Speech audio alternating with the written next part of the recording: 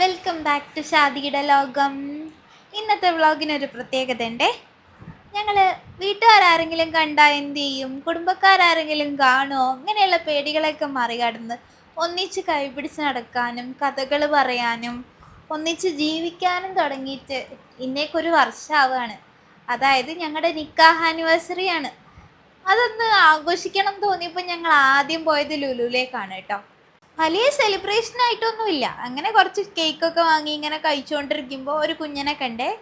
എല്ലാ കുഞ്ഞുങ്ങൾക്കും എന്ന പോലെ അവനും കൗതുകന്റെ വീൽ ചെയർ ആയിരുന്നു. ഇതെവിടെ പിടിച്ച് ഞെക്കിയിട്ടാണ് ഇത് നീങ്ങുന്നത്, ഇതെങ്ങനെയാ ശബ്ദം ഉണ്ടാക്കുന്നത് എന്നൊക്കെയുള്ള കൺഫ്യൂഷൻസ് ആയിരുന്നു അവന്.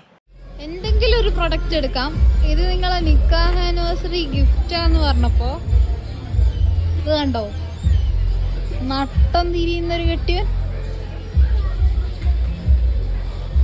കളിപ്പാട്ടങ്ങൾ തപ്പിക്കൊണ്ടിരിക്കുന്ന കാണുമ്പോൾ തോന്നും ഇതിന് വേറെ ഏതെങ്കിലും കുട്ടി ഉണ്ടെന്ന്. നോ ഗൈസ്, ഞാനല്ലാതെ ഇവനൊരു കുട്ടിയുമില്ല.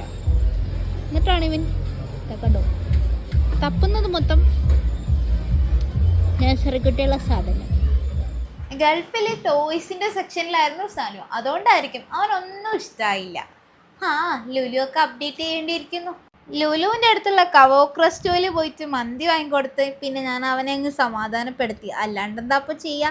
അവൻ മന്തിയും വാങ്ങി, ഞാൻ കബാബും വാങ്ങി. പക്ഷേ എൻ്റെ ടേസ്റ്റിന് ചേർന്ന സാധനമല്ല കബാബെന്ന് തോന്നുന്നു, എനിക്കിഷ്ടമായില്ല. ഫുഡൊക്കെ കഴിച്ച് ഞങ്ങൾ ബൈക്കും എടുത്ത് തിരിച്ച് വീട്ടിലേക്ക് പോകുമ്പോഴാണ് ഒരു കാര്യം ഓർമ്മ വന്നത്.